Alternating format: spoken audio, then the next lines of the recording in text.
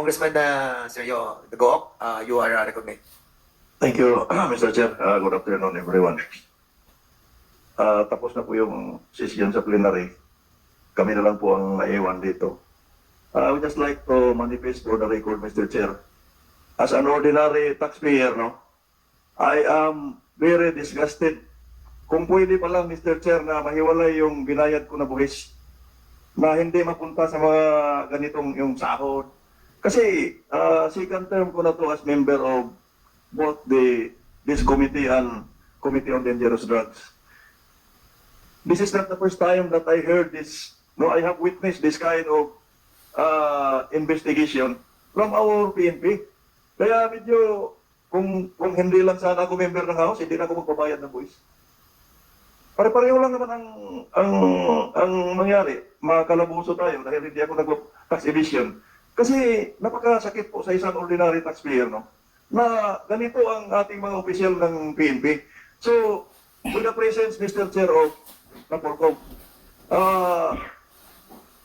Attorney Bernardo, wala po ba kayong nakita na kailangang drastic measure para kung hindi man ma-eliminate, mabawasan man lang yung mga ganitong investigation sa Committee on Dangerous Drugs at saka dito sa public order kasi this is a live committee hearing.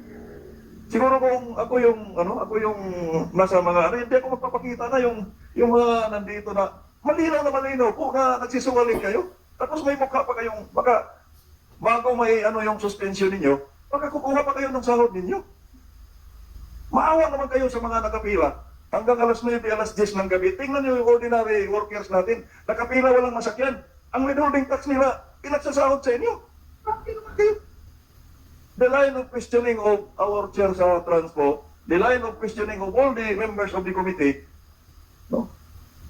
Kahit hindi ako abogado, hindi ako pulis, no? Talagang malinaw na may kasalanan po yung mga number one, yung mga officers na nagkakandak ng search na yun.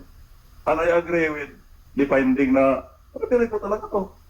Kasi hindi na po search to. So, from the point of view of Napolcom, ano po yung kailangan natin gawin? Nasa tabi ko po yung bago lang siguro tong graduate. Ano po bang pwede nating gawing pagbabago Napolcom at saka yung mga patakaran natin na yung kultura natin, practice, bitbitin lahat yung bakit ganun, na bitbitin yung buong may dahilan kayo dyan. So Napolcom, can you, for the record lang na may namin recommend sa committee, may nakita ko ba kayong mali doon sa recruitment, doon sa training, etc. etc. PC, Bernardo, please. Thank you, Your Honor.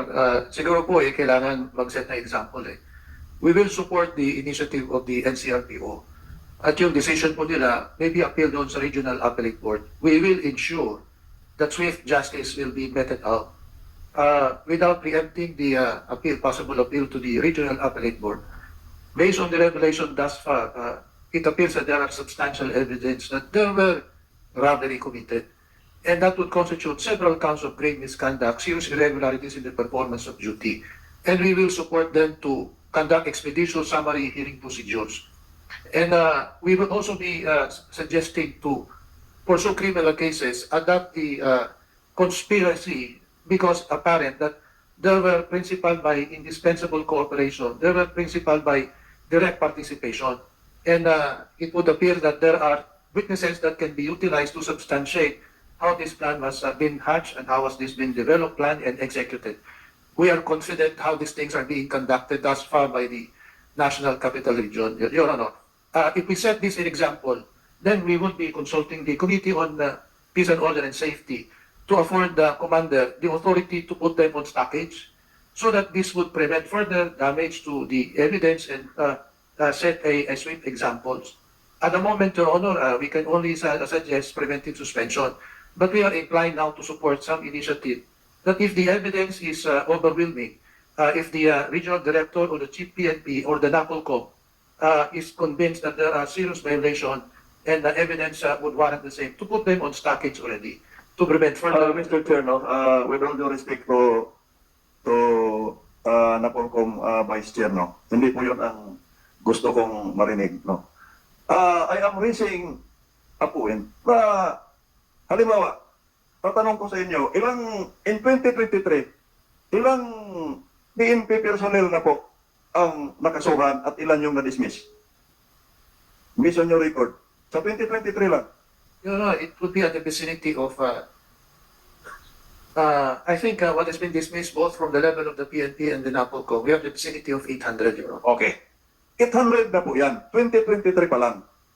What I'm saying is, kahit gawin nyo pa yung sinasabi mo ngayon, that will not cure the problem. Ang tinutukoy ko, wala pa kayong nakita na pwede natin gawin. That's why, nagsabi na ako, baka mayroon tayong gagawin sa recruitment, procedural, sa system. Yan po yung hinahanap ko. Kasi, dinoble na natin yung sahod. Kasi, ang justification, para hindi nagagawa ng kalokohan dahil maliit yung sahod. Dinoble na natin yung sahod. Dumoble, triply, yung gumagawa ng kalokohan. So, meaning, this is not a matter of magkano yung sinasahod. Nasa otak talaga nila yung pagka-criminal. Sorry for the term, pero they are doing criminal activities while they are law enforcers. Malinaw po yun. Sa 4 na taon po ako na member ng Committee on Dangerous Drugs at saka Public Order and Safety, ang dami ko na pong nasaksihan na may otak criminal po yung some of our PNP personnel. That's the thing that NAPOLCOM, no? And the hierarchy of PNP should address na hindi tayo makarecruit man yan kung sa recruitment ba. You reevaluate, you revisit yung mga recruitment policy natin, criteria, kung sino ba yung ipasok natin sa PNP. Otherwise, ulit pa tayo nag-hearing ng ganito, tas kulong, dismiss, recruit na naman ng panibagong parehos ang utak. Hindi po magandang tingnan sa ating mamamayan. Yung pinaghirapan nila nag-overtime, withholding tax, ibabayad lang sa mga utak kriminal. That's the point I am raising. Kasi isawa na po ako sa ganitong overtime, 6 na oras na hearing. Just, no? Pag-usapan lang yung mga ganito, wala na itulong to sa ating lipunan. Hindi to makagaan hindi to makapababa ng presyo ng bigas.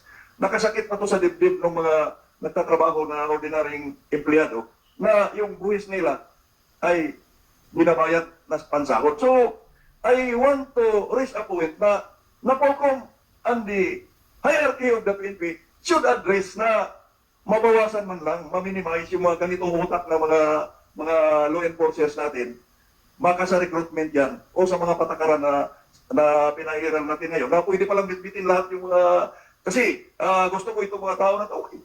Wala pa mga tao doon sa bagong assignment mo na pwede mo mautosan, pwede mo ma-organize. Otherwise, ay kung ganun yun,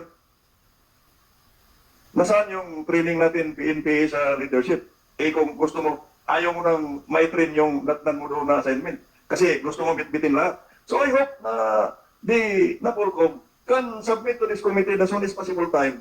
Ano ba yung sa tingin ninyo pagbabago na gagawin doon mula sa recruitment hanggang doon sa yung mga standard operating procedure na mabawasan man lang, hindi ma-eliminate lahat. Thank you, Mr. Chair. Your Honor, please, if I may, would just like. Okay, go ahead.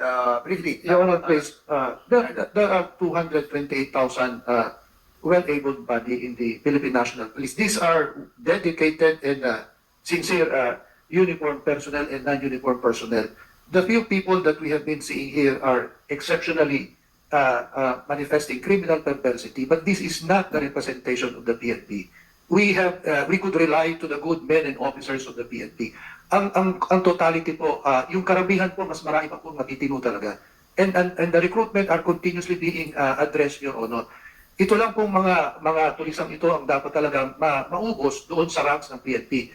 You would see, may mga patrolman, may mga sargento who are testifying against those nefarious activity. These are manifestation na hindi rin po papayag yung mga mabababa. At may mga officers din na hindi rin po mapayag na sumusunod. Ito yung nagpapakita na merong pagbabago sa loob ng organization. Meron pa rin po talaga maraming tulisan pa rin na iiwanan. But these are currently being addressed doon sa program ng PNP tsaka ng NAPOLCO of internal cleansing. Ito nga lang po, kailangan lang po talaga magkaroon ng example para magkaroon ng deterrence. What we are currently doing now is a good showing of deterrence. Siguro sa darating na mga ilang araw pa, ilalabas namin yung iba pang mga disposition ko. Okay. As a matter of fact, I would agree that the percentage of these, well, can say na mga scalawags, is wala pang 1% yan sa totality ng police force natin. And the reason why we're trying to find out and ferret the truth out of these different operations that are nakita natin that are spurious ay para totally kung 1% na to ay patanggal natin. And with all the reports that were submitted to this chairman, we found out that those who have been heard, no, dito sa hearing na to, marami na rin pong na-dismiss. As a matter of fact, mga more or less mga 30 na mga PNP personnel were already dismissed and meron na pong kaso ng criminal. And I will be asking General Artates and the group of the PNP to submit to us. Kasi what I reported was Region 4A lamang. So we will be asking the whole accomplishment doon sa mga na-dismiss na mga Scalawag officials and be reported in this committee on the next hearing. With that, I would like also to ask the DOJ, no? Hindi na ako tatanong, but of course, doon sa iyakat na tinatawag natin, meron tayong tinatawag na iyakat doon sa anti-trafficking. You have written a letter sa DOJ, sa BID, sa Chinese Embassy, and also to sa DSWD. So we wanted to find out what were those reply was, no? Andito ang BID, di ba? I think the BID was invited. Andito ang BID? Yes. Bureau of Yes. Good afternoon. BI pala. Yes, good afternoon. Good afternoon, sir. So, they have written you a letter about the those who have been allegedly victims of trafficking. So, what was the reply of the BID, of the Bureau of Immigration Deportation? Mr. Chair, I'm sorry for now. I cannot answer directly because we have to check with the office. We weren't informed that it was specific because the Congress specifically what has that query. We only found out that now, Mr. Chair. Okay, kasi basically nabasa namin yung transmittal ng letter. Opo. But we haven't received the reply of the three agencies, and what we wanted is for us to be equipped with this reply coming from those agencies. So submit to us on the next hearing. Yes, Mr. Chair. For now, we brought only the records that we have about the four Chinese who are allegedly victims. Oh, yun sa apat na biktimang yun, anong reply niyo doon? Right now, Mr. Chair, yung dalawa pa lang i-identify namin kasi we need the birthdays of the other two. O sige, submit to us Opo. on the next hearing. Ha? And Yes, then, sir. all those people who have been invited on this hearing, next Monday, on Monday, we will be setting a hearing for the continuance of this investigation. But for those who have been cited in contempt, 6 PNP personnel, please stay and sit on your specified chairs, no? And those resource speakers, we have been invited. Pwede na po kayong lumabas after the adjournment. And ayun nga, kay General Natantes, submit to us yung mga dismissed na mga PNP personnel para sabihin naman natin sa ating mga kababayan that meron tayong na-accomplish on cleansing the ranks of your organization. And at the same time, with BC Bernardo, please submit to us as well. Okay? And sa please post nyo nga yung pictures ng dalawa. Yung deponent that Congressman Acop was asking a while ago. Si Rainer Makadat at si Michael Nobesia na inibitahan natin pumunta dito, we're not around. And we believe that sila ay nagtatago na.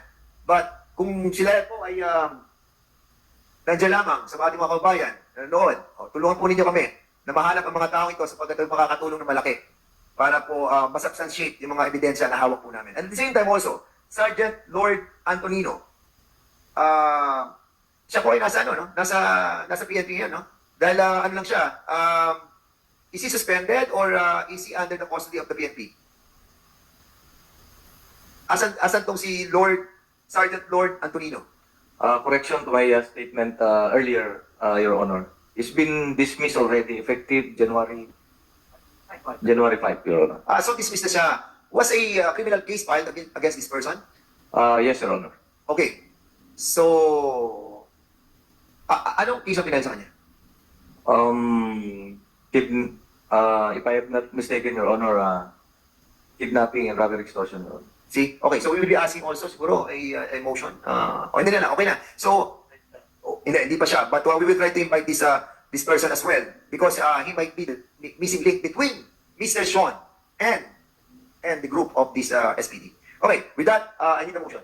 Mr. Chair, Yes, before Congressman Ako. before we ask for the favorite motion, may I respectfully request the chair to direct the NCRPO to locate the two deponents and Mr. Antonino to be present sa Yes, next hearing. so we will be asking the General Natates to locate these three personalities, which is so crucial on this investigation. Si Sergeant Antonino, former Sergeant Antonino, si Ranger Madakat, and the Michael Devotion.